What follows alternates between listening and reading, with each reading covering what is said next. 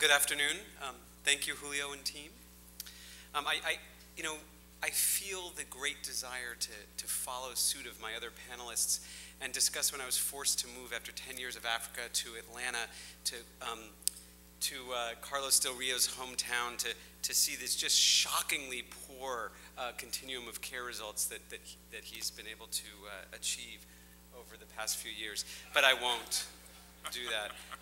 Instead, I'm going to talk about a brief overview of the HIV epidemic in the US and highlight some program and policy examples before portending some of the future for HIV testing, and all in less than 10 minutes. And I have followed the guidelines of focusing only on HIV testing, even though, of course, it's just the beginning of a continuum of care and prevention. So first, the HIV epidemic in the US is growing. Just as Bernie had highlighted today, about 1.2 million people are living with HIV, and the number of persons living with HIV, shown in red, has increased 60% in the past 15 years. Each year, there are about 50,000 new infections and about 20,000 deaths among people with HIV, for a net increase of about 30,000 people with HIV each year. So this is good news, since it reflects improved diagnosis and care, but it also presents a challenge for prevention, as a stable incidence, shown in blue and yellow dots at the bottom of the graph, and effective treatment result in an increasing number of people with HIV who have the potential to transmit the virus.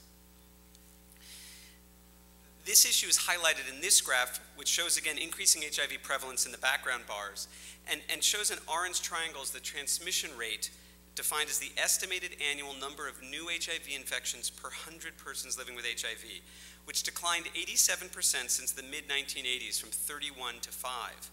Since 1997, the transmission rate has dropped by about a third, even though HIV incidence has remained stable, emphasizing the urgency of prevention, as every year the transmission rate has to decrease just to maintain stable incidence, let alone reduce the epidemic below its effective reproductive rate.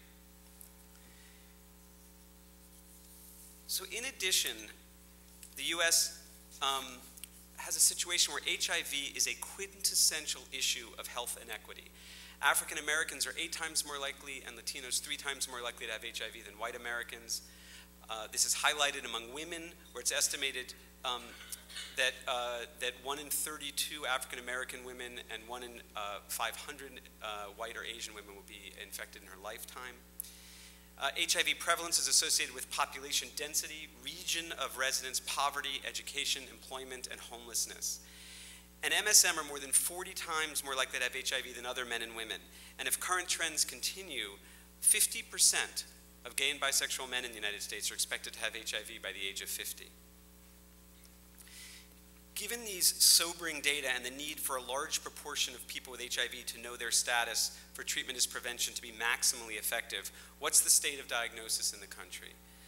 Well, about 207,000, or 18% of people with HIV, are currently unaware of their infection. 32% of persons diagnosed with HIV are diagnosed with AIDS concurrently or within 1 year of HIV diagnosis, indicating several years of relatively high viral load and sexual activity without their knowledge of actually having HIV. It supports estimates that about 1/2 of new HIV transmissions come from this group of undiagnosed individuals, and without expanded and improved testing, we're doomed to failure. But we're inching along. The percentage of people with HIV with undiagnosed infection, shown in the green triangles, decreased substantially in the first 2 decades of the epidemic, with slower progress more recently, dropping from 30% in 1995 to 25% in 2003 to 18% in 2009. So why is it slowed? Well, it gets harder as people who regularly seek care or get tested for HIV are diagnosed, and we increasingly need to find people with recent infection or those who are never or irregularly tested. For example, about 1 in 20 tests conducted with CDC funds were positive in the late 1980s, and in 2010, only 1 of 100 tests were positive. So in light of this, I'll highlight some of the program and policy efforts to increase HIV diagnosis. Over a 3-year period, the CDC invested $102 million in the Expanded Testing Initiative. It focused on clinical settings. 2.8 million persons were tested for HIV, and there was a newly diagnosed HIV positivity rate of 0.7%. and an estimated 3,300 HIV infections were averted.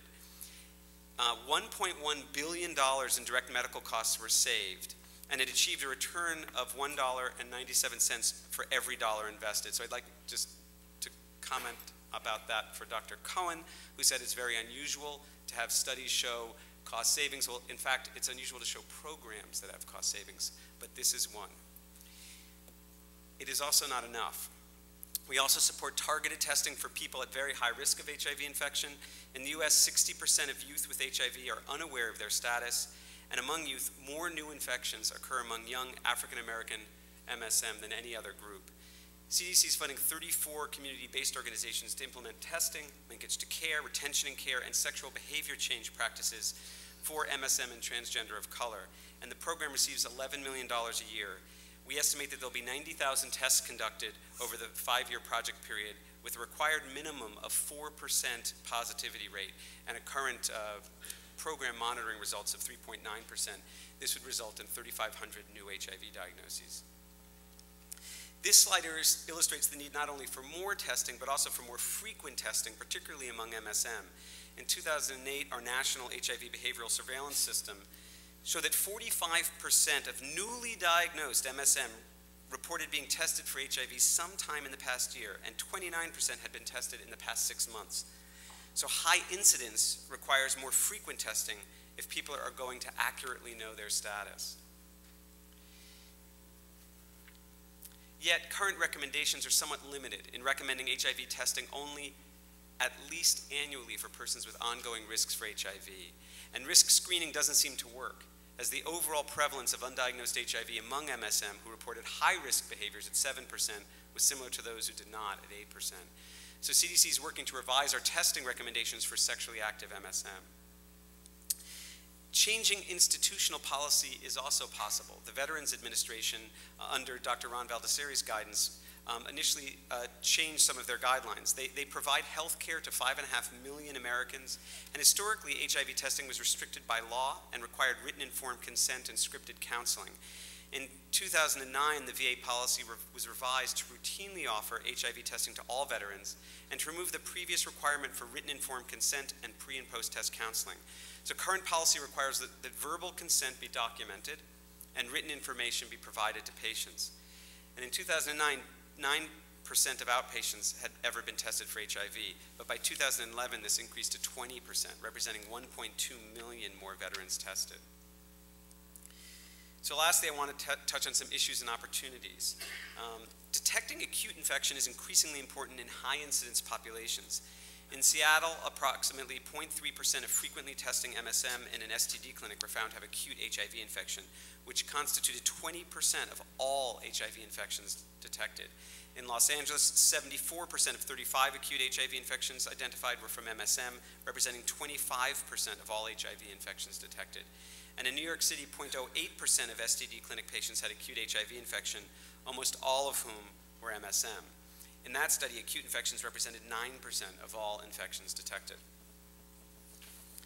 So recently, the FDA approved 2 assays that detect acute infections. These chemiluminescent immunoassays detect both P24 antigen and HIV antibody. They're simpler to perform than RNA-based testing methods, and one produces results in only 30 minutes. Additionally, a rapid fingerstick antigen antibody combination test is undergoing review at the FDA right now.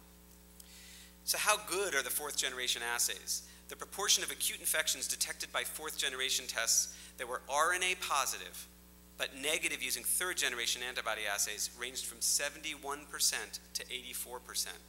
4th generation assays detected infection at about 4 days after RNA. So although not yet formally issued as guidelines, CDC has developed a new laboratory testing algorithm that starts with a 4th generation assay. If a specimen is repeatedly reactive, it is followed with an HIV-1, HIV-2 differentiation immunoassay, and if positive for either HIV-1 or 2 antibodies on this assay, a person is considered infected and should be referred to care. If the differentiation assay is negative or indeterminate for HIV-1, an RNA test should be conducted. If that is positive, a person is considered to be acutely infected. If negative, she or he is considered to be uninfected. And this eliminates the use of a Western blot, and it allows for the diagnosis of acute infection. And Bertie Branson's been working on this with colleagues for about 2 years.